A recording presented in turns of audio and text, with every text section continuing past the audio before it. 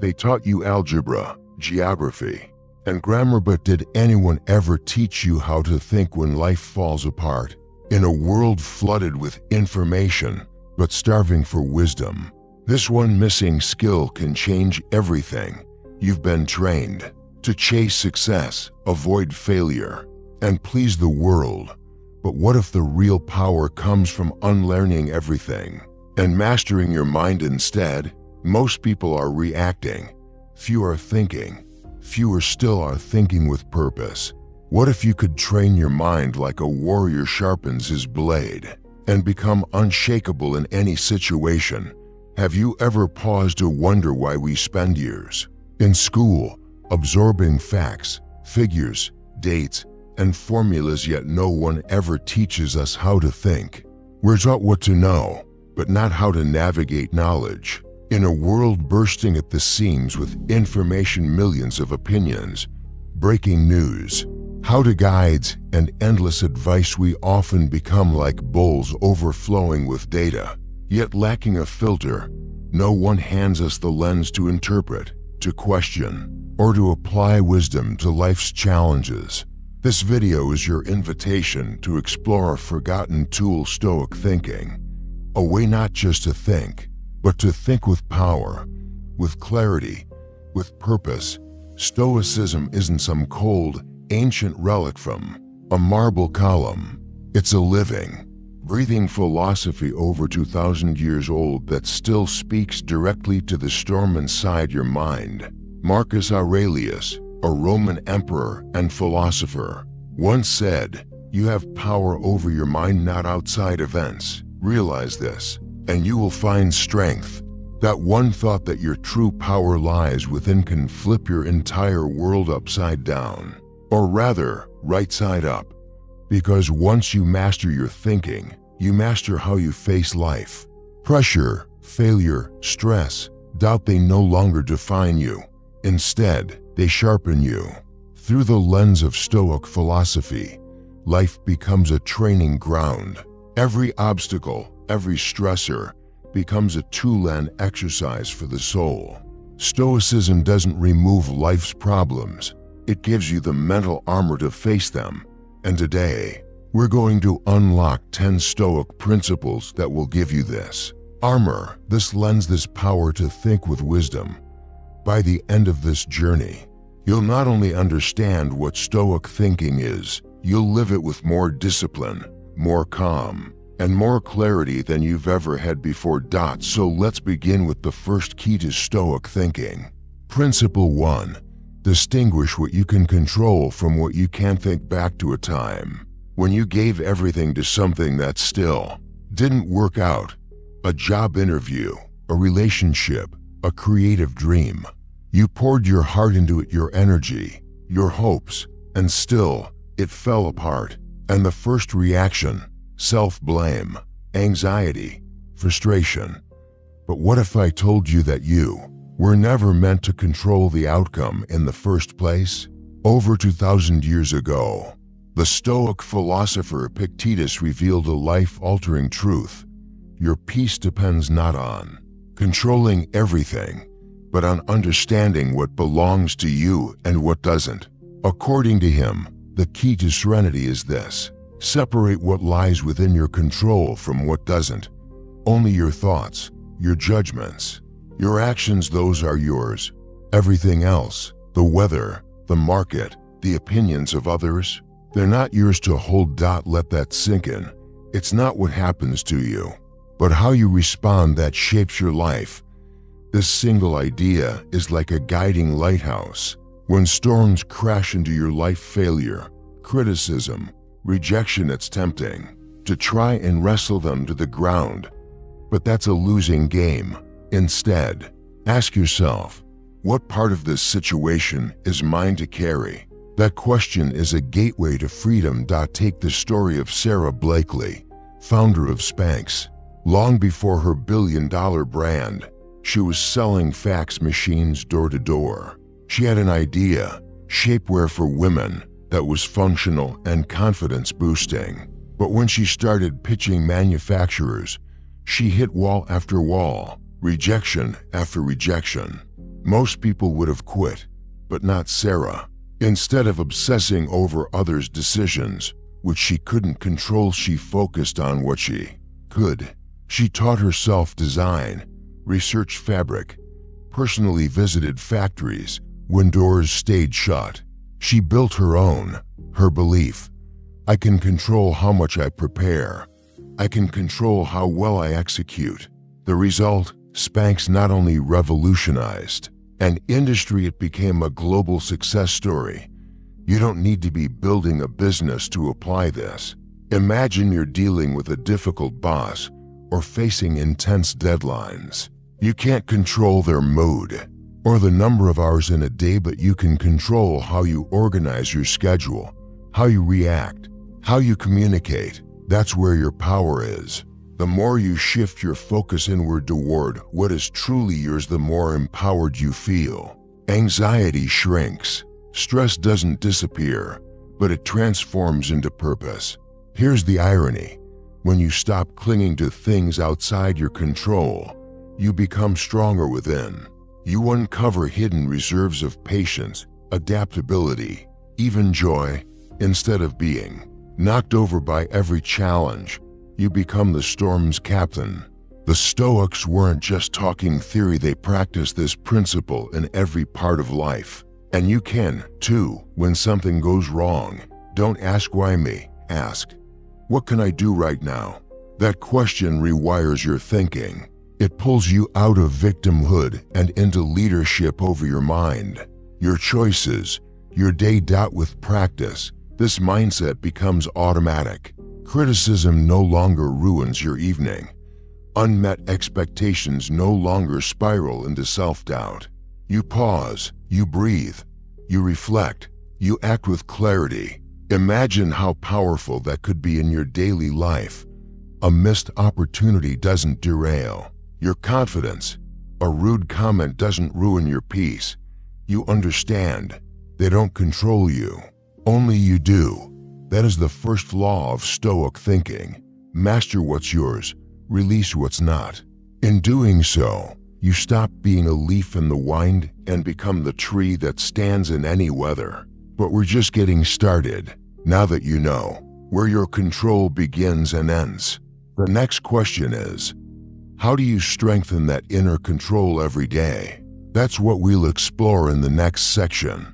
Now that you understand the first Stoic principle, focusing only on what you can control, you've taken your first step toward mental freedom. But knowing isn't enough. Strength, like muscle, grows through daily repetition.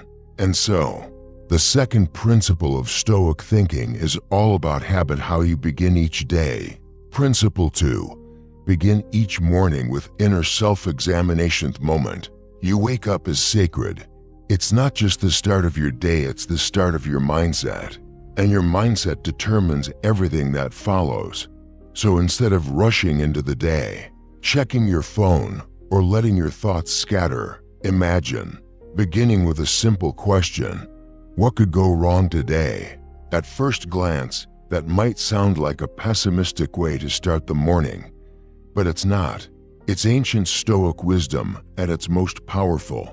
Marcus Aurelius, the Roman emperor who ruled the most powerful empire of his time, wrote in his journal, "Every morning, today, I shall meet with interference, ingratitude, insolence, disloyalty, ill will, and selfishness." Why would a man of such strength begin his day like that?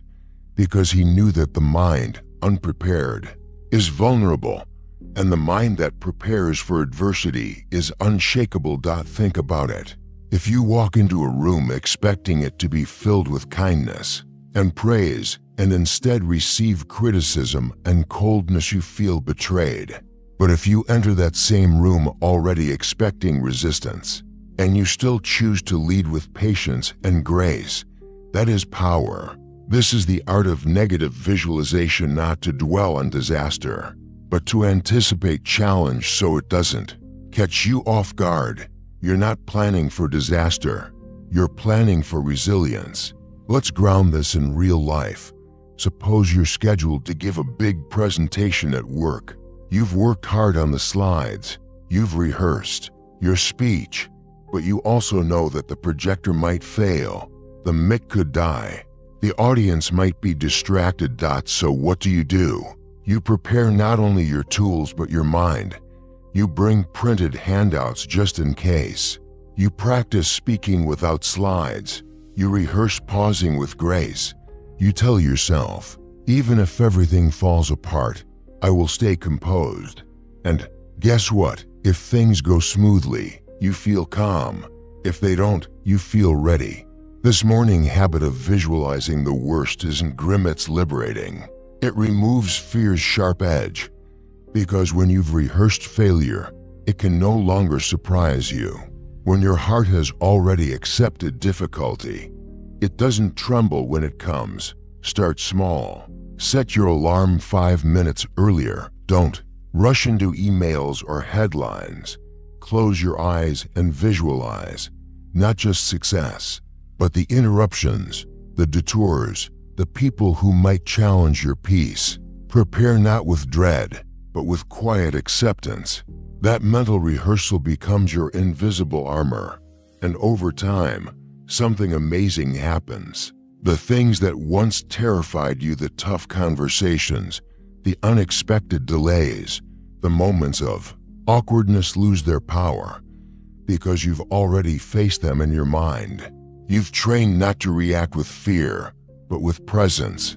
There's a quiet confidence that comes from this practice. You're not arrogant. You don't pretend that everything will go perfectly, but you trust yourself.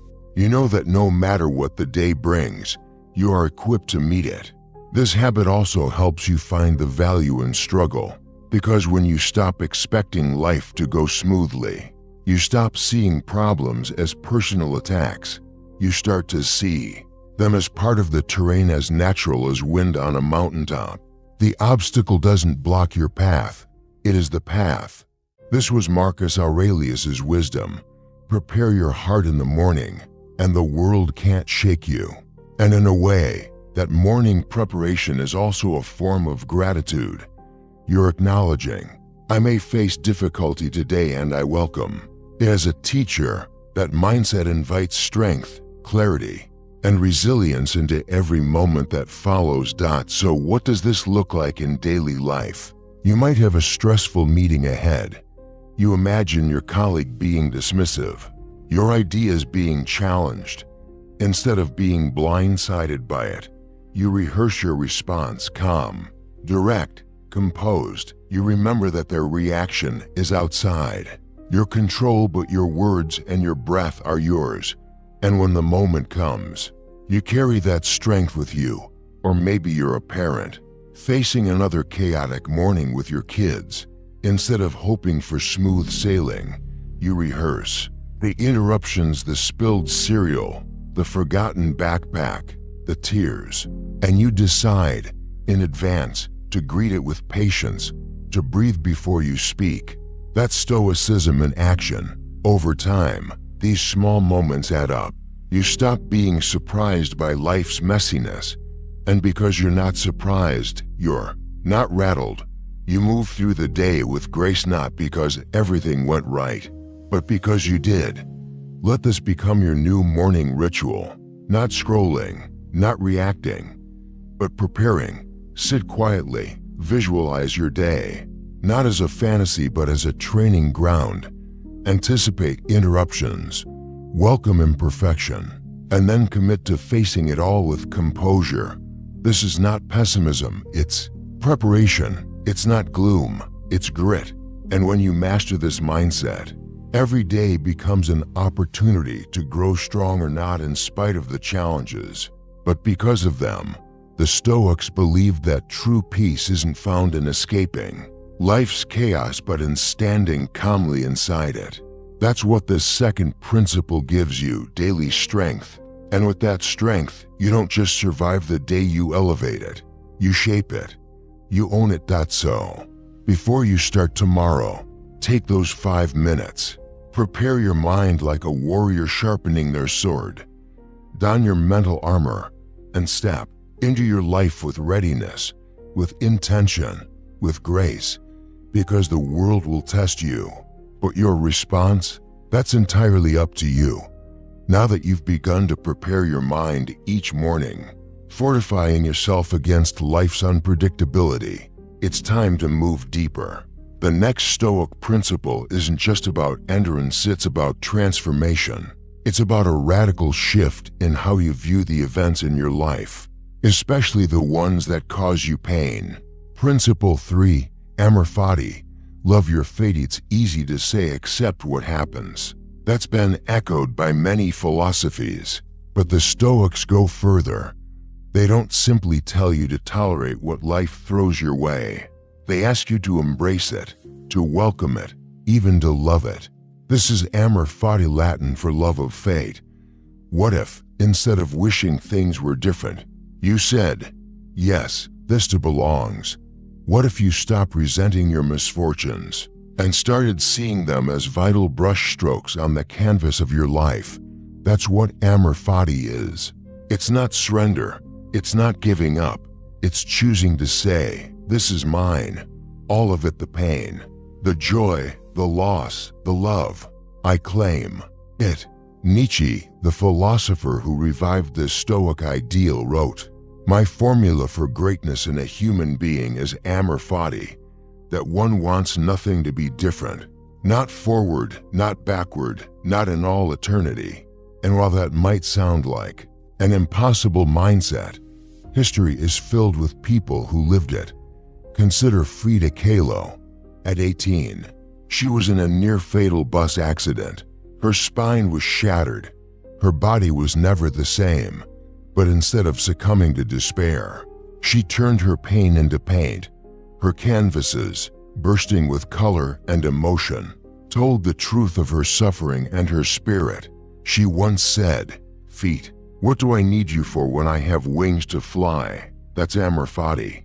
It's when the storm doesn't just pass over you, it becomes your wind. It lifts you, not despite your scars, but because of them. You don't need to be a painter to live this way. You just need to shift your lens. Imagine a tough situation in your life. Maybe you were passed over for a promotion, or you went through a difficult breakup, or someone close to you disappointed you. Now imagine looking at that pain and saying, "Thank you. You are part of my story. You are the chapter that taught me resilience, compassion, clarity." Amor Fati transforms resistance into peace, because when you stop fighting reality, you start flowing with it. You stop wishing things were easier and start using them to become stronger. Seneca, another great Stoic, put it clearly, difficulties strengthen the mind as labor does the body. And isn't that true? Think of the strongest people you know, the ones who radiate depth, wisdom, calm. They didn't get there by floating through perfect days. They were forged in fire.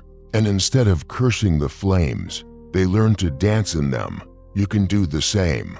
Let's bring this idea into everyday life. Imagine you're stuck in traffic, late for an appointment.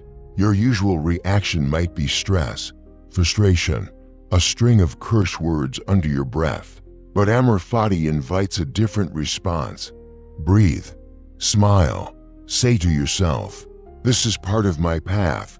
Use that time to listen to a podcast, reflect, or simply sit with your breath. Or suppose you lose an opportunity you were counting on. Instead of spiraling into bitterness, pause and ask, what can I learn from this? What door might this be opening that I can't yet see? With Amor Fati, every no becomes a redirection. Every closed door becomes a path toward a better alignment with who you are becoming. This doesn't mean you pretend bad things are good. It means you stop labeling experiences as good or bad and start asking how they can serve your growth. Even heartbreak, even loss, even failure, they're not punishments. They're passages, and they have something to teach you. The Stoics believed that the universe is not random. It's ordered, intelligent, and though we may not always understand its design, we can trust that every moment belongs, especially the hard ones. Marcus Aurelius wrote, to love only what happens, what was destined, no greater harmony. When you embrace amor fati, you begin to see your life as a whole, not a series of broken fragments, but a cohesive story. And that means you no longer waste energy resenting what is. You direct that energy inward toward acceptance and forward toward growth. Let's say you're in a tough chapter right now. Things aren't going your way. The future feels uncertain. Amor fati is your invitation to stop resisting the moment, to lean in, to ask not why is this happening to me, but how can this shape me? That one question shifts your role from victim to creator, from passenger to pilot. And here's the most beautiful part.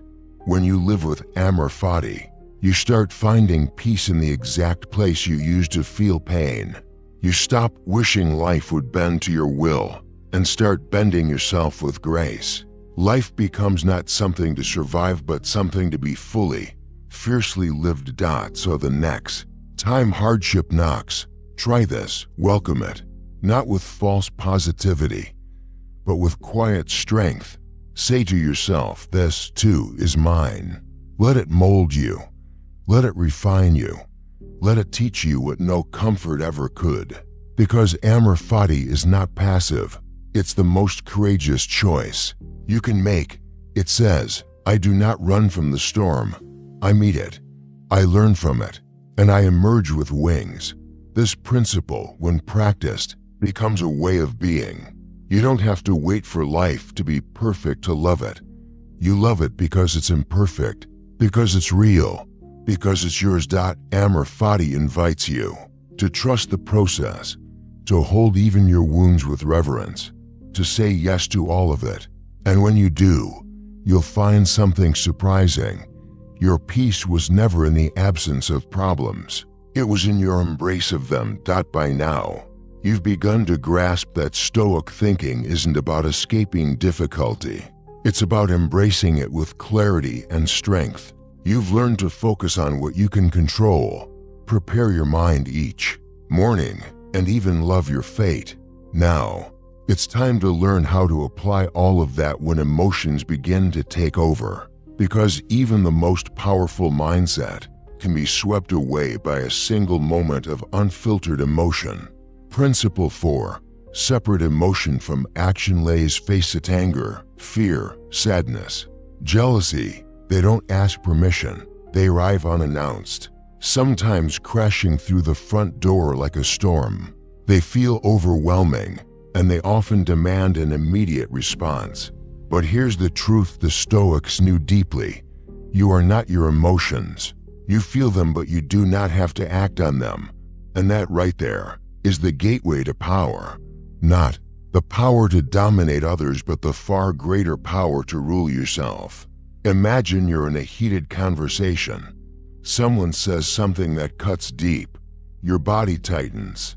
Your breath quickens. Your mind prepares a sharp reply. But before you speak, before you move, you pause. You take one breath. And in that space, you ask, is this action worthy of who I am becoming? That pause is everything. That pause is the birthplace of wisdom. You see, emotions are not the enemy. They're messengers. Anger may tell you something feels unjust. Sadness might reveal something you value has been lost. But if you confuse the message with the reaction, you get chaos. You shout when you should listen. You lash out when you should wait. And in doing so, you trade your integrity for a moment of release. The Stoics taught, it's not things themselves that disturb us, but our judgment of them. And what is judgment? It's that split-second interpretation, often shaped by past wounds, ego, or fear, that attaches meaning to a moment. You receive an email. Your heart sinks. You think it's disrespect. You assume it's an attack. But what if it wasn't? What if it was rushed, or poorly worded, or simply not about you at all? This is why separating emotion from action is so vital. Let's walk through a practical example. Suppose you're in a meeting. Your idea gets dismissed quickly, maybe even sarcastically. You feel a flush of humiliation and anger rising. The old you might have interrupted, defended yourself, or silently stewed in resentment for hours. But the Stoic you feel the emotion and you acknowledge it. You might even whisper to yourself, "I'm angry right now." And then you pause. You don't explode. You don't suppress. You process. Later, when the emotion has cooled, you can decide if a response is needed, and if so, how to deliver it with clarity and strength. A follow-up email, a calm one-on-one, or perhaps you realize no response is needed at all. This is not weakness. This is strength with direction. Because unexamined emotions are like wild horses. They run in every direction. But when you harness them, not suppress, not deny, but guide them with intention, they become the force that pulls your chariot forward. Think about the last time you acted out of emotion and regretted it. What if you had written it down first, journaled your feelings, talked it through with someone, or simply waited 10 minutes? That space between feeling and action, that's where freedom lives. And this practice isn't about becoming cold or robotic. Quite the opposite. It's about deepening your humanity. Because when you're not ruled by anger, you make space for compassion. When you're not blinded by fear, you make room for courage. When you're not overwhelmed by sadness, you can offer your presence to others. You become more thoughtful, more grounded, more whole. Seneca said, "No man is more unhappy than he who never faces adversity, for he is not permitted to prove himself." And often, the greatest adversity is internal. It's the surge of rage when you feel insulted, the wave of anxiety before a risk, the despair after a loss. But in each of those moments, if you can just pause, breathe, and wait, you prove something far more important than who was right or wrong. You prove that you are in charge of your mind. Here's a small but powerful practice. When you feel a strong emotion, write it down. Just a sentence or two. Don't judge it, just notice. And then ask, what is the wisest response available to me right now? Not the most dramatic, not the most satisfying in the moment, the wisest. And sometimes wisdom means silence. Other times, it means asking a thoughtful question. And occasionally, it means walking away completely. Let's be clear, this is not about avoiding conflict or becoming passive. It's about choosing your battles with purpose. It's about preserving your energy for what truly matters. It's about keeping your dignity in a world that constantly tests it. Every time you pause instead of react, you sharpen your mind. You strengthen your will. You build a reputation not just with others, but with yourself, that you are calm, grounded, unshakable. Imagine if more people practiced this. How many relationships would be saved? How many misunderstandings avoided? How much inner peace restored? You can start with the next conflict that arises. Don't rush in. Don't strike back. Sit with your emotion. Listen to it. Separate it from your action. Then choose your next move with deliberate grace. And when you do, you'll feel something shift. You'll feel the weight of reaction lift from your shoulders. You'll feel the power of clarity settling in your chest. And you'll know deep down that you are no longer a slave to emotion. You are its master. That is what the Stoics meant when they spoke of freedom, not freedom from life's challenges, but freedom from being ruled by your own impulses. And that kind of freedom, that's worth everything. You've now learned to separate what you feel from how you act.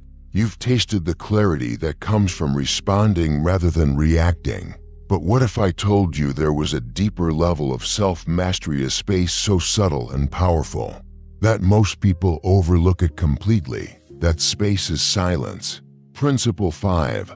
Practice the power of silence. Live in a noisy world, a world where everyone has an opinion, where every emotion wants a megaphone, where responses are rushed and filters are thrown aside in the heat of the moment. But in Stoic thinking, One of the most underrated and profound tools of wisdom is this: the choice to say nothing. Silence isn't the absence of action, it's the highest form of control. There's an ancient Stoic saying, "We have two ears and one mouth so that we can listen twice as much as we speak." It sounds simple, but in practice it's revolutionary. Let me share a story with you. There was a young manager named Scott. Bright, driven, a rising star in a Silicon Valley tech firm. During a high-stakes meeting, his supervisor publicly called him out for a coding error that delayed a project. The old Scott would have snapped back. He would have justified, defended, maybe even insulted. That was his pattern. But that day, Scott was different. He paused, took a breath, and said calmly, "Thank you for the feedback. I'll review the issue and find a way to improve it." That's it. No drama, no defensiveness, no fight. What happened next? The room softened, tension melted, and the project moved forward with collaboration instead of conflict. That, my friend, is Stoic silence in action. Silence, when chosen with intention, is not weakness. It's strength in its most elegant form. It says, "I don't need to react. I don't need to prove. I don't need to win the moment. Instead, I'll own the moment by preserving my calm." When you keep your silence, you create space. Space for reason, space for compassion, space for the other person to reflect on their words, and most importantly, space for you to remain in control. You see, words are powerful, but misused, they're also dangerous. Words spoken in anger can shatter trust. Words blurted in haste can close doors forever. But silence holds a door open. It says, "I'm still here, but I'm choosing to lead with intention." The Stoics believed that restraint was a sign of mastery, not only over others, but over yourself. So what can this look like in real life? Imagine someone criticizes you online publicly, harshly, unfairly. Your impulse is to reply, to defend, your name, to fire back. But then you remember this principle, and instead of reacting, you step back, you wait, you breathe, you choose to respond later or not at all. Sometimes, no response is the response. Or maybe a friend says something hurtful in the middle of an emotional conversation. Rather than fueling the fire, you stay quiet. You let the weight of their words hang in the air, and in that silence, they hear themselves more clearly than if you had shouted back. That's the paradox. Silence often speaks louder than words ever could. But silence isn't just for conflict, it's also for understanding. It's listening with full presence. It's holding your tongue when you want to interrupt. It's giving someone else space to feel seen. And when you do that, you not only honor them, you elevate yourself. You might think, but what if silence makes me seem weak? Let me be clear, true silence, chosen consciously, never looks weak. It radiates strength. It commands respect. People notice when someone stays centered while others spiral. And more than that, silence allows you to listen to your environment, to your intuition, to your conscience. Because when your mouth is closed, your awareness opens. There's a practice I invite you to try. The next time you feel the urge to speak, pause. Count to 3. Ask yourself, is this necessary? Is it helpful? Is it aligned with who I want to be? If the answer is no, stay silent. And if the answer is yes, speak gently. Speak deliberately. Speak with grace. In time, this habit of thoughtful silence becomes part of your identity. You become the person who listens more, speaks less, and is respected more for it. This is not a vow of silence. This is not about never expressing yourself. It's about making your words meaningful so that when you do speak, people listen, because they've learned that your words are not tossed casually into the air. They are chosen, measured, intentional. And here's the deeper truth. Silence helps you grow. When you're not speaking, you're observing. You see patterns in people. You hear what's not being said. You sense the energy of a room. You notice your own internal state before it spills out uncontrollably. In silence, you learn. You learn when to lead, when to hold back, when to walk away, and most importantly, you learn who you are beneath the noise. One of the greatest Stoic strengths is the ability to create distance between stimulus and response. Silence gives you that distance. It gives you a buffer zone, a sacred space where wisdom can catch up to emotion. Imagine that kind of power in your life. Fewer regrets, fewer apologies, more composure, more clarity. You become the person others look to in chaos, not because you speak the loudest, but because your stillness is steadying. That's the essence of this fifth principle. It's not about being mute. It's about being intentional. It's not about hiding your voice. It's about elevating it by using it with care. So the next time you're tempted to speak too quickly, ask yourself, what would silence say right now? You might just find that in silence, you finally hear yourself. Silence sharpens your presence and tempers your reactions. It anchors you when the world demands noise.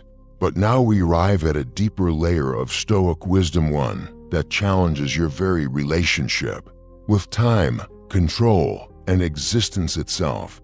Principle 6. Accept the uncertainty of life. What if I told you that no matter how carefully you plan, how precisely you calculate, or how tightly you grip the reins of your schedule, life will still surprise you? It will, because life is not a machine, it's a mystery. And that truth, while uncomfortable, is also your gateway to peace. In the Stoic tradition, uncertainty isn't something to be feared. It's something to be embraced, not because it's easy, but because it's inevitable. And when you stop fighting it, when you stop demanding that life unfold exactly as you wish, it's as if the tension in your soul begins to melt. Epictetus said, "Don't demand that things happen as you wish, but wish that they happen as they do, and your life will go smoothly." Let that sink in. It's not a call to give up. It's a call to let go of control, of rigidity, of unrealistic expectations. Because once you do, you become adaptable. You become free. This practice begins every morning. Before the world wakes up, before your phone starts buzzing, you sit still, breathe deeply, and say to yourself, I don't know what this day holds, but I accept it. I welcome it. I trust that whatever happens, I can face it with grace. This is more than mental preparation. It's spiritual alignment. Now imagine you did this every day. You would stop clinging to what was. You would stop fearing what's to come. And instead, you would live in the now. That's where your power is. Not in the past you can't edit. Not in the future you can't predict. But in this breath, this choice, this moment. Why is this so important? Because the fear of uncertainty is often what paralyzes us. We don't take risks. We don't speak our truth. We don't love fully or try boldly, not because we don't want to, but because we're terrified of how it might end. But here's the secret. It's all going to end. Life is fleeting. Time is passing. That's not morbid, it's motivating. The Stoics called this memento mori. Remember that you must die, not to depress you, but to wake you up. Because when you realize that nothing is guaranteed, every moment becomes sacred. Suddenly, your coffee tastes richer, your conversations feel deeper, your gratitude grows louder. Because you know, this might be the last time. It's not about paranoia, it's about presence. And when you live this way, you become remarkably resilient. Plans fall apart, you pivot. Someone disappoints you, you forgive. A dream slips away, you mourn it, but you keep walking. Because you know that the only constant in life is change. And instead of resisting it, you ride it like a wave, with balance, with trust, with grace. Let's make this practical. Suppose you lose your job. That's terrifying. It brings financial stress, identity questions, uncertainty about the future. But through the Stoic lens, you ask, what does this moment ask of me? Maybe it asks you to let go of pride. Maybe it invites you to reconnect with a forgotten passion. Maybe it's here to remind you that your worth is not tied to a title. Or let's say a relationship ends. Someone walks away. The plans you made together vanish. It hurts. Of course it does. But again you ask, what does this teach me? Maybe it's teaching you to stand on your own. Maybe it's making space for someone better aligned with your truth. Maybe it's simply showing you that life has seasons and some are meant to close. Accepting uncertainty doesn't mean you stop caring. It means you stop clinging. You love deeply but without gripping. You plan wisely but without obsession. You live fully without needing a guarantee. There's a kind of peace that only comes when you realize, I can survive anything, even this, even the unknown. Because uncertainty is not the enemy, fear of it is. The Stoics didn't just teach this, they lived it. Marcus Aurelius, as emperor, didn't know what crisis would come each day, but he trained his mind to be ready for whatever came.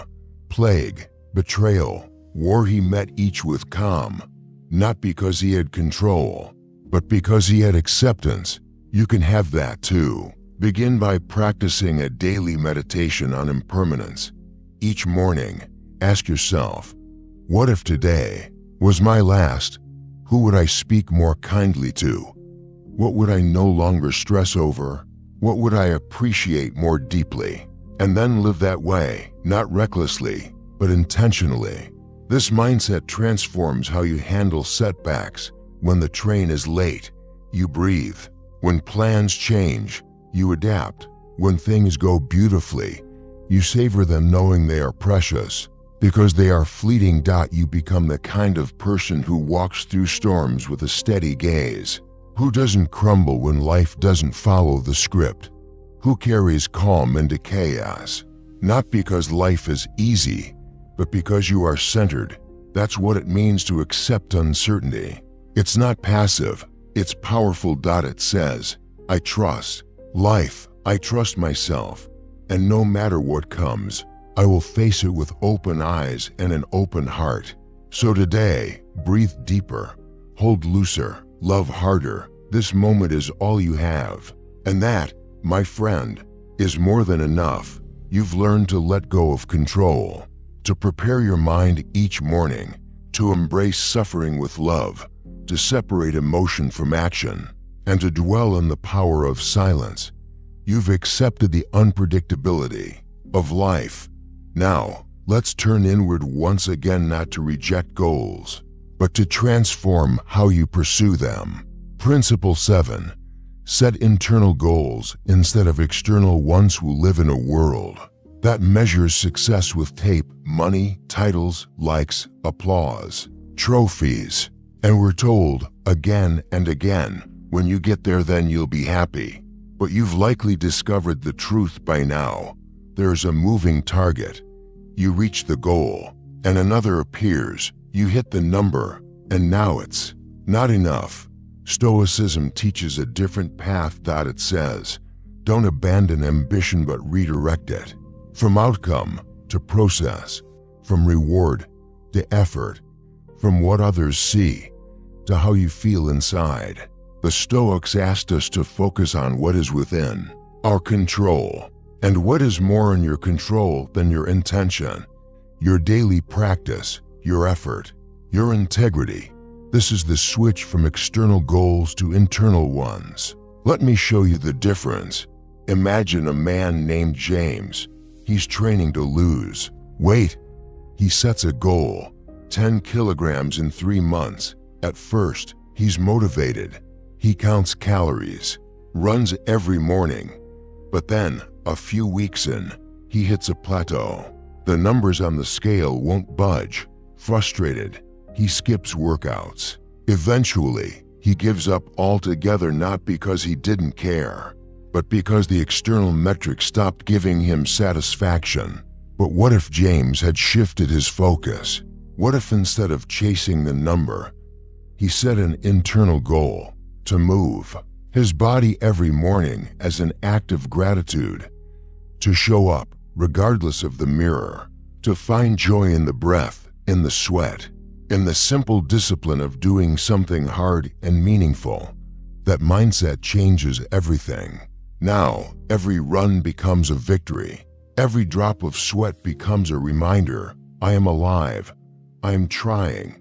I am growing. This is what Stoicism offers you, not an escape from striving, but a deeper reason to strive, not for applause, but for self-respect, not for perfection, but for presence. Seneca wrote, "If you shape your life according to nature, you will never be poor. If according to opinion, you will never be rich." Think about that. How many times have you let opinion drive you? The praise of others, the expectations of family, the standards set by people who don't even know you. And how often has that led to burnout, anxiety, emptiness? Now consider how often you felt peace not from achieving something big, but from showing up with quiet integrity, from honoring your word to yourself, from doing something that no one noticed but that made you proud. That's internal wealth. That's real success. Here's how you start living this principle. First, reframe your goals. Instead of saying, "I want to get promoted," say, "I want to learn everything I can in this role and show up with excellence." Instead of, "I want to get 1,000,000 views," say, "I want to create something meaningful that reflects my deepest values." Instead of, "I want them to love me," say, "I want to love authentically, without needing anything in return." These internal goals are not dependent on anyone else. They are yours, and because they're yours, they're indestructible. Second, focus on rituals, not results. Ask yourself, what does a successful day feel like? Not in metrics, but in moments. Did you meditate? Did you move your body? Did you act with courage? Did you listen with presence? Did you create something that mattered? These are the true measures of a life well lived. And third, release your attachment to the outcome. This doesn't mean you don't care. It means you don't suffer when things don't go exactly as planned. You don't see failure as proof of inadequacy. You see it as feedback. You take the lesson, and you move forward. You don't let success inflate your ego or let setbacks crush your spirit. You stay steady, committed, humble. Let's bring this to a real-life example. Suppose you're an artist. You want to sell your work. That's a reasonable goal, but it's also external, dependent on other people's tastes, timing, and resources. You can't control any of that.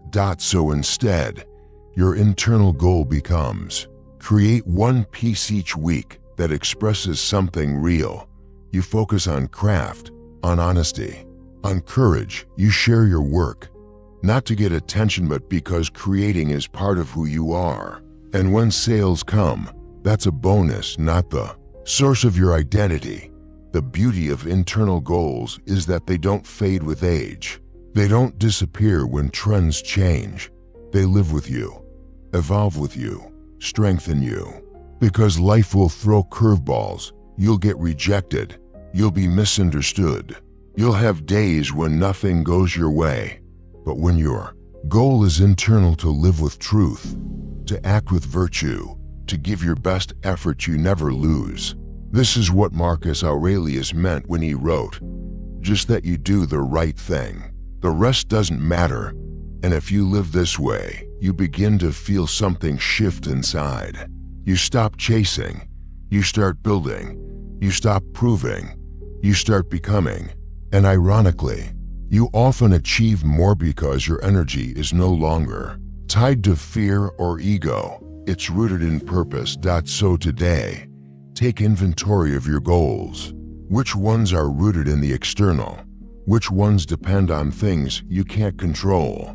And which ones could you reframe into something internal, something sacred, something yours, and as you do that, you'll find a quiet joy emerging, a calm in the doing, a dignity in the effort, a sense that you're not just moving through life, you're aligning with it.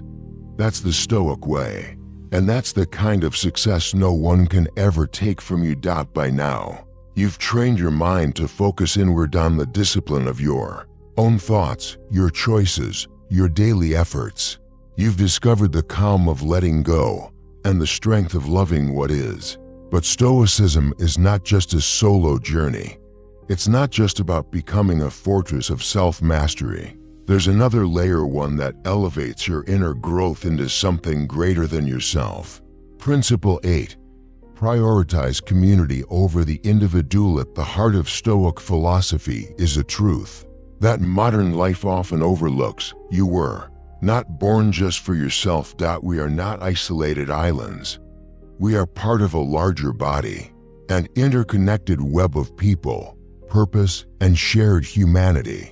And while modern culture often glorifies independence, do it alone, make your mark, prove them wrong, the Stoics remind us that true greatness is found in service to others. There's a powerful story from ancient Rome that captures this perfectly. Lucius Quinctius Cincinnatus was a humble farmer. One day, the Roman Republic was in crisis. Enemies threatened the city. The Senate sent for Cincinnatus, pleading with him to take command. He left his plow, accepted leadership, and in just a matter of days, led the army to victory. And what did he do after? He handed back power without hesitation and returned to his fields. He didn't rule for status. He didn't cling to power. He didn't serve himself. He served Rome. That's Stoic leadership. Quiet, humble, powerful. And today, that same spirit can live in you. It doesn't require a battlefield or a Senate seat. It simply means asking, how can I contribute? How can I lift someone else today? How can my strength help others rise? Because when you live just for yourself, your victories are small and fleeting. But when you live for something bigger, every action echoes. Epictetus said, "You are a citizen of the universe, not a lone actor, not a separate being, a citizen." And with that comes not just responsibility but meaning. Think about it. When have you felt most fulfilled? Was it when you got the promotion? Or when you helped a friend who was struggling?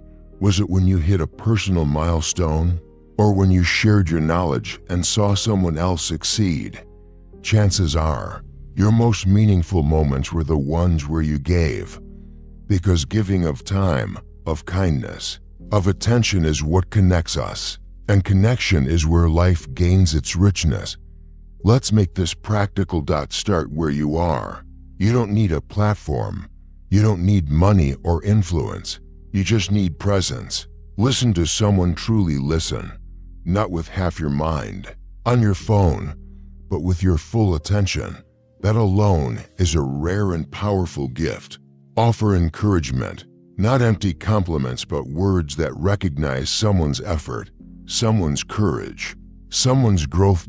Share what you've learned. If Stoicism is helping you, pass it on. Start a conversation. Send a message. Write a post. You never know who might need exactly what you've discovered. And when conflict arises, and it will, approach it with the mindset of unity, not victory. Ask, what's best for this relationship, this group, this community? Not just, how do I win?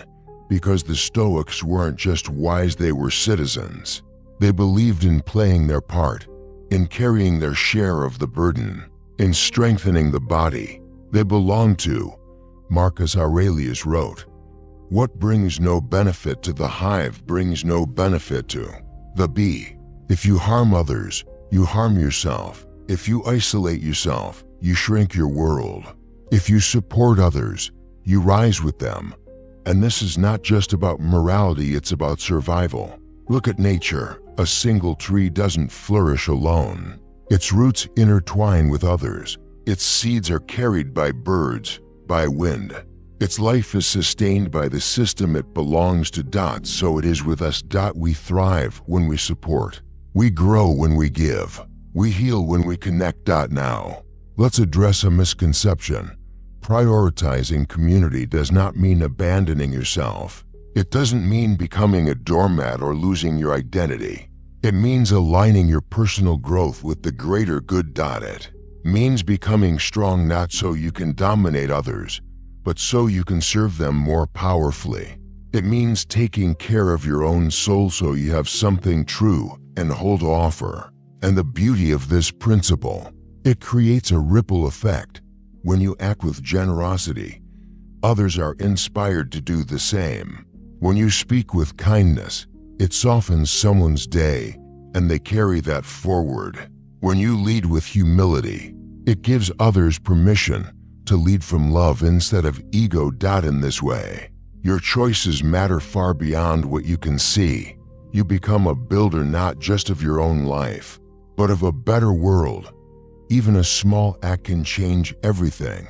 A stranger once told someone, "You're doing great," and that person, on the verge of giving up, chose to keep going.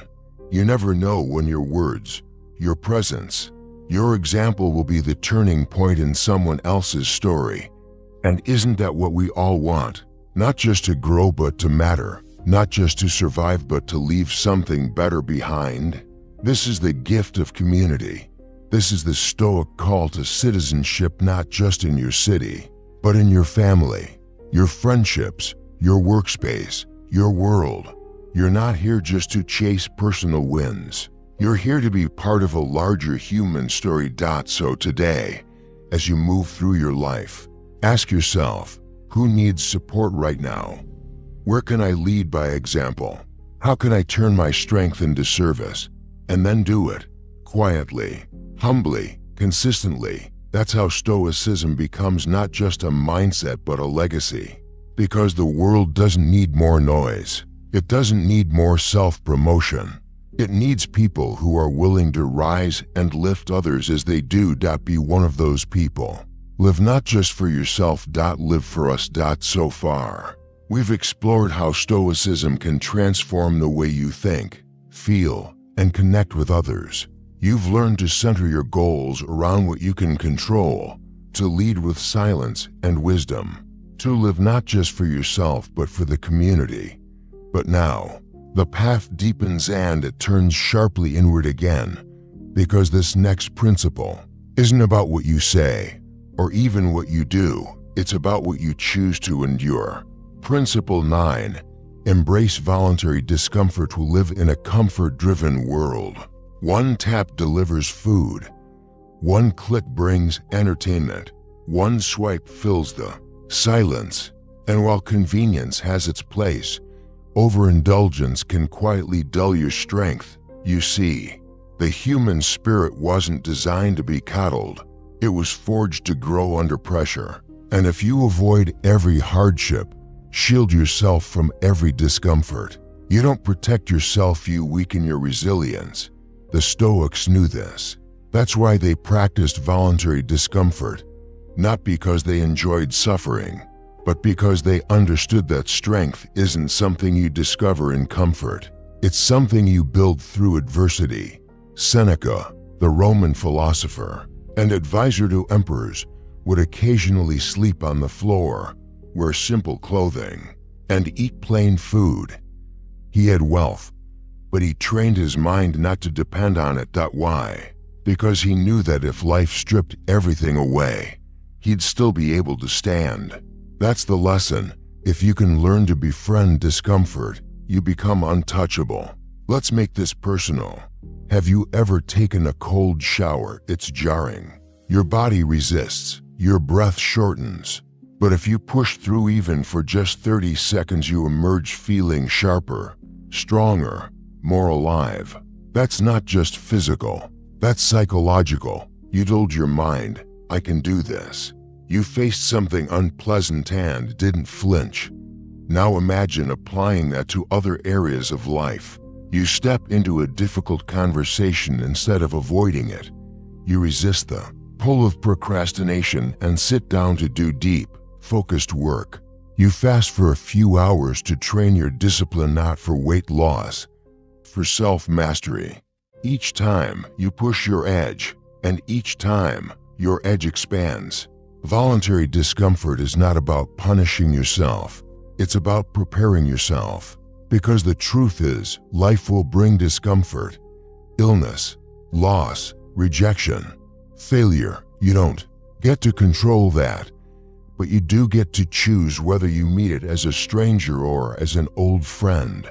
When you choose small, voluntary challenges, things that stretch you, test you, humble you, you build a kind of mental armor, and not the kind that makes you hard or closed off. The kind that gives you poise, precision, peace. You become the kind of person who stays calm when things go sideways, who doesn't crumble when plans fall apart, who doesn't panic in the face of the unknown, because you've trained for it. Start small, skip the elevator, and take the stairs. Go a day without sugar. Wake up 30 minutes earlier than usual and spend it in silence. Don't complain for 24 hours. Sit with an uncomfortable feeling instead of numbing it. Each of these is a rep in the gym of your willpower. Each is a reminder, I am not here to coast. I am here to grow. And with growth comes expansion, not just of your comfort zone, but of your capacity to love, to endure, to lead. Because discomfort also teaches empathy. When you've faced hunger, you understand those who go without. When you've sat with fear, you can hold space for someone else's pain. When you've resisted comfort, you become someone others can rely on in crisis. You stop being soft clay, easily molded by outside forces. You become steel, flexible, but firm, quiet, but strong. Now, there's a caveat here. Voluntary discomfort is not about deprivation for its own sake. It's not about Stoic austerity. It's about intentionality. It's about using discomfort as a tool, not a prison. You don't seek pain. You seek growth. And sometimes, pain is the path that leads you there. Think of it like resistance training. The weights aren't your enemy. They are your teacher. Without them, your muscles don't grow. Without challenge, your character doesn't deepen.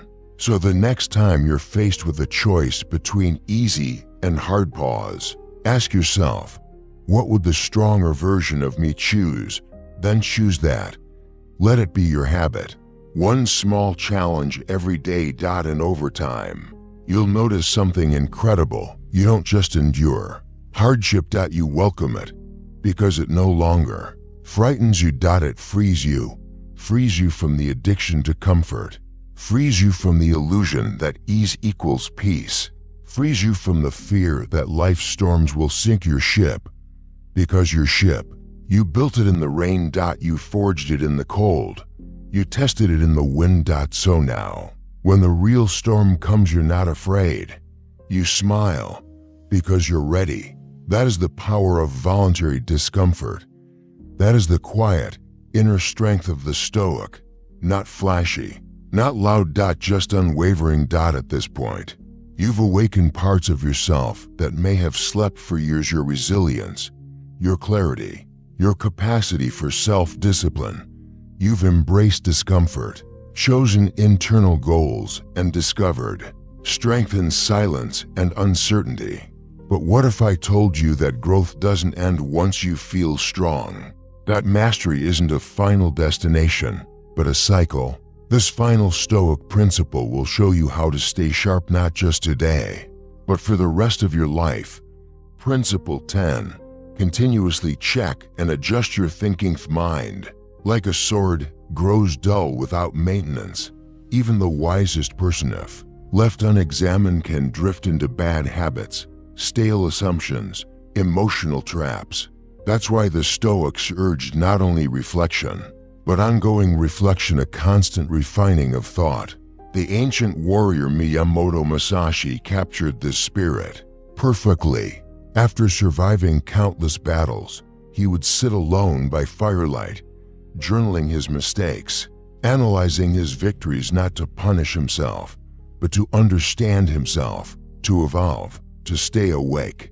Because the path to wisdom is not a straight climb. It is a circle of practice, awareness, adjustment. And if you want to live with the sharpness of a Stoic, you must make this a ritual. Let's break it down. Start with this simple practice.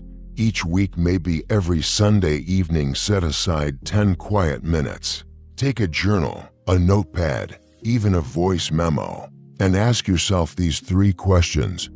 Where did I apply my Stoic principles well this week? Maybe you paused before reacting. Maybe you accepted a challenge with grace. Maybe you practiced silence when tempted to defend your ego. Where did I fall short of my own standards? Not to shame yourself, but to observe.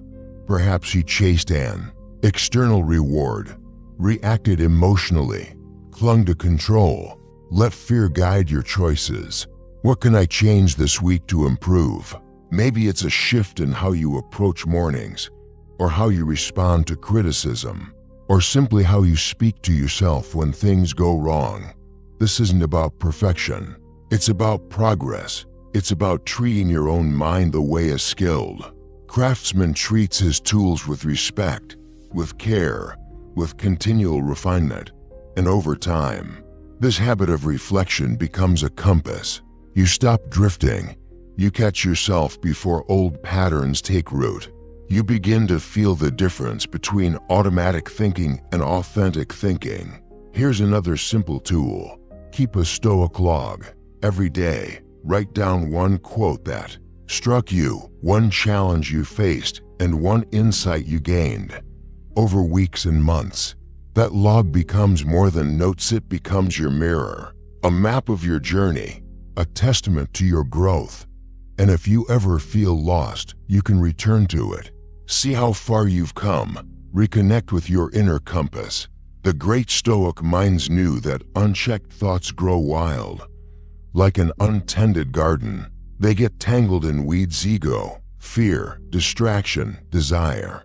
But a daily or weekly habit of examination, that's the pruning. That's how you keep your path clear. Marcus Aurelius wrote Meditations not as a book for others, but as reminders to himself. The most powerful man in the world, writing privately to say, be humble, be patient, be rational, remember death. Why? Because mastery isn't a what-time decision, it's a practice. Even the emperor needed reminders. So do you. But here's the beauty. The more you check and adjust your thinking, the faster you evolve. You notice when your thoughts are driven by fear and gently realign them toward courage. You catch your judgment of others and transform it into compassion. You hear your internal critic and replace it with a wiser, steadier voice. Each adjustment may seem small, but over time, it builds a mind that's unshakable. Now let's be real. This isn't glamorous. It's not as exciting as a bold declaration or a major breakthrough, but it's everything. It's how you sustain growth after the motivation fades. It's how you remain clear when life gets cloudy. It's how you build not just moments of strength, but a lifetime of it. And when you live this way, something profound happens. You become less reactive, more curious, more honest with yourself, more kind to others. Because you're no longer acting from old programming. You're responding from presence, from wisdom, from choice. Let me give you an example. Suppose this week you notice a recurring frustration, maybe with a co-worker, a friend, or even yourself. Normally, you dismiss it or distract yourself. But now you pause, you write it down. You ask, what belief is driving this frustration? Maybe it's I need to be respected at all times, or people should behave the way I expect. Then you ask, is this belief helpful? Is it true? Is it making me stronger? And maybe you realize it's not. Maybe you let it go. Maybe you replace it with something wiser. Respect comes from my own actions. Or I cannot control others, but I can choose my response. That is the power of reflection. It turns blind reaction into clear perception. It turns emotional spirals into stepping stones. It turns good intentions into aligned action. This is why the Stoics called philosophy a discipline. Not because it's harsh, but because it requires repetition. Repetition to unlearn what's false, to reinforce what's true, to carve new pathways in the mind. So if you want to think clearly, not just once, but for life, then return again and again to this practice. Sharpen your thoughts, clean your beliefs. Ask better questions. And above all, listen to yourself. Because within you, beneath the noise and the fear, is a voice of reason, a voice of truth, a voice that's been waiting patiently for you to return. And when you do, when you check and adjust your mind like a craftsman with his blade, you don't just survive the chaos of life. You cut through it. With clarity, with poise. With peace. That is the essence of Stoic thinking. It's not rigid. It's responsive. It's not cold. It's compassionate. It's not about control. It's about alignment. With nature, with wisdom, with yourself. And it all begins not once but every day with the quiet courage to ask, is my thinking serving me or sabotaging me? Then sharpen, then adjust, then grow. That is the way of the Stoic. That is the way of the master. You've come far on this journey. You've stepped into discomfort, examined your thoughts, and embraced a path few are willing to walk. And yet, there's one final shift that must happen, a deeper transformation that rewires your everyday approach to life. Because Stoicism is not just a way of thinking, it's a way of being. And that way of being begins with something most people overlook, something deceptively simple: your attention. Principle 11. Reclaim the power of your attention in today's world. Attention is the most precious commodity and everyone wants it. Notifications buzz, feeds scroll endlessly, news, gossip, updates, distractions, all competing for your mind. And here's the hard truth: if you don't consciously direct your attention, someone else will. The Stoics understood this long before smartphones ever existed. They knew that the quality of your life depends on the quality of your focus, not your circumstances, not your fortune, but your ability to choose where your mind rests. Marcus Aurelius asked himself daily, is this essential? That one question shaped how he led an empire, and it can shape how you lead your own life. Ask yourself right now, where does my attention go? To anxiety about the future, to regrets about the past, to opinions of people who don't even know me? Or does it go inward into intention, presence, and clarity? Because whatever you focus on, you feed. Focus on outrage, and you'll find more reasons to be angry. Focus on comparison, and your self-worth will crumble. Focus on what's essential, and you'll start to feel peace. Reclaiming your attention isn't just about cutting out distractions. It's about returning to what matters, and that starts with small, deliberate habits. For instance, begin your day without your phone. Before the world tells you what to think, give yourself 5 minutes of stillness. Breathe, reflect, ask, what's truly important today? Then move into your day from a place of intention, not reactivity. Throughout the day, create micro moments of awareness. When you're in a conversation, be in it.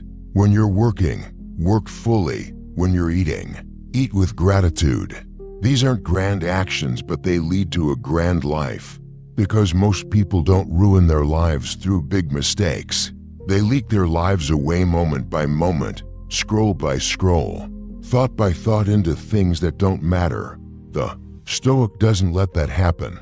The Stoic takes their attention seriously, protects it, refines it, returns to it when it strays. And yes, it will stray. That's the nature of the mind. It wanders, it loops, it invents stories. But you You bring it back, again and again, like a captain guiding their ship, gently, firmly, consistently. You can even practice this right now. Close your eyes. Take one slow breath. Ask yourself, what am I giving my energy to today? Then ask, is it helping me become who I want to be? If the answer is no, don't judge. Just redirect with compassion, with clarity, with commitment. This, too, is self-discipline, not just in action, but in awareness. Because your thoughts shape your actions, and your actions shape your character, and your character shapes your destiny. So if you want to shape your destiny, start with your attention. Let's make this even more tangible. Set boundaries around your digital world. Turn off notifications. Create time blocks for focused work. Practice attention fasting, periods where you intentionally disconnect from the noise. Not forever, just enough to remember that you are the one in charge. And when your focus returns to what's true, your goals, your values, your peace, so does your power. Think of it like this. Your attention is the soil. Whatever you plant there grows. If you plant worry, weeds will overrun your mind. If you plant discipline, beauty will bloom. The Stoics weren't monks. They lived in the real world, ruling empires, facing betrayals, leading armies, but they trained their minds like athletes. They refused to waste precious mental energy on the trivial. You can do the same. When someone insults you, don't focus on the insult. Focus on your response. When the news overwhelms you, don't feed the fear. Feed your awareness. When the day feels chaotic, pause. Ask, where's my attention right now? That question is a compass, and the more often you use it, the more aligned you become. Eventually, you'll start to notice a shift. You won't be pulled into every argument. You won't get lost in every worry. You won. Chase every shiny thing, because your attention is no longer scattered. It's centered. It's yours again. And that, more than anything else, is the foundation for mastery. Because a mind that can focus is a mind that can build, a mind that can love deeply, create freely, lead powerfully, and live meaningfully. That's the Stoic way. Not by eliminating all chaos, but by anchoring your attention in what matters most. So today, ask yourself, what will I choose to focus on? Then choose it again and again, until your life becomes a reflection of your deepest values, not the loudest noise. Until your attention becomes your ally, not your enemy. Until your days are no longer lost, but lived. You've walked through a complete transformation. From learning how to control your reactions, to embracing discomfort, to examining your thinking and reclaiming your attention. Each principle has brought you closer to a life shaped, not by chaos, but by clarity. Now, here in this final section, we don't seek closure, we seek continuation. Because the Stoic life is not a what-I'm revelation. It's a rhythm, a return, a practice you renew each day. Final principle: live the philosophy every day. In every act, many people read philosophy. Fewer live it. But for the Stoics, reading wasn't enough. Stoicism wasn't a concept to be admired, it was a discipline to be applied. A lens for every moment, a code for how you show up in the world. Marcus Aurelius didn't write meditations to impress others. He wrote to remind himself of how to live. Seneca didn't write letters to accumulate wisdom. He wrote to practice it in real time. Epictetus told his students again and again, don't explain your philosophy, embody it. That's your final call. Don't just understand these 10 principles, become them. Let them shape how you respond to stress, how you show up in relationships, how you pursue your goals, how you spend your mornings, and how you end your nights. Because life is not a thought experiment. It's happening now, and you are the sculptor. Every moment is another stroke of the chisel. Every decision, another line in your masterpiece. So how do you bring Stoicism into every act? First, return to the principles. You don't need to memorize them all, but carry their essence with you. Write your favorite one on a card. Stick it on your mirror, your desk, your phone background. Let it anchor you. Second, simplify. The Stoics believe that unnecessary complexity is the enemy of clarity. That's why they asked, over and over, is this essential? Ask yourself the same in your schedule, in your words, in your habits. The more you simplify, the more space you create for what matters. Third, lead by example. The world doesn't need more noise. It needs models, quiet, grounded, compassionate leaders. People who don't need to shout because their presence speaks louder than words. Let your calm be contagious. Let your discipline be visible. Let your values guide you, even when no one's watching. Fourth, expect the test, because it will come. The delay, the criticism, the temptation, the fear, and when it arrives, don't panic. Smile. You've been training for this. You've chosen discomfort before. You've practiced silence. You've written about your failures. You know how to respond. You are no longer surprised by difficulty. You are ready for it. And when you stumble, as you will return. Don't spiral into shame. Don't abandon the path. The Stoics were not perfect. They were practitioners. And so are you. Keep walking. Each day is a chance to begin again. To pause before speaking. To focus before reacting. To breathe before judging. To choose. Love over pride. Purpose over distraction. Wisdom over impulse. And over time, something will shift, not just in how you feel, but in how you live. You'll stop searching for peace out there and start cultivating it in here.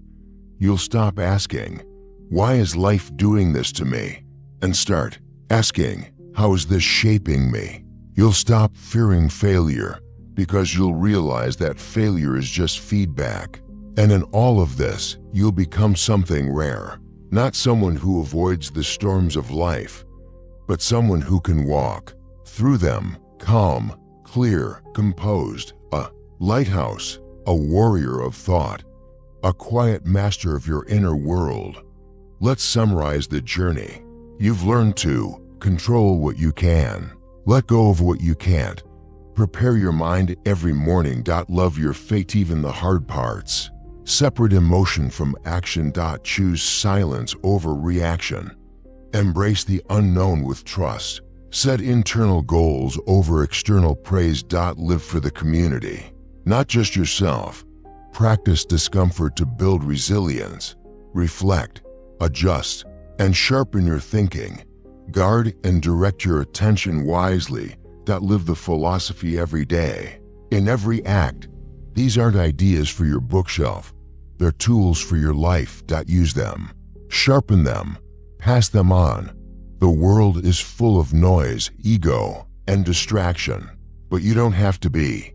You can be something steadier. Something stronger. Something clearer. You can live as a modern Stoic, not perfectly, but intentionally, not loudly, but powerfully, not someday. Now. Thank you for walking this path. And remember, the journey doesn't end here. It begins again with every breath. Sweet dreams.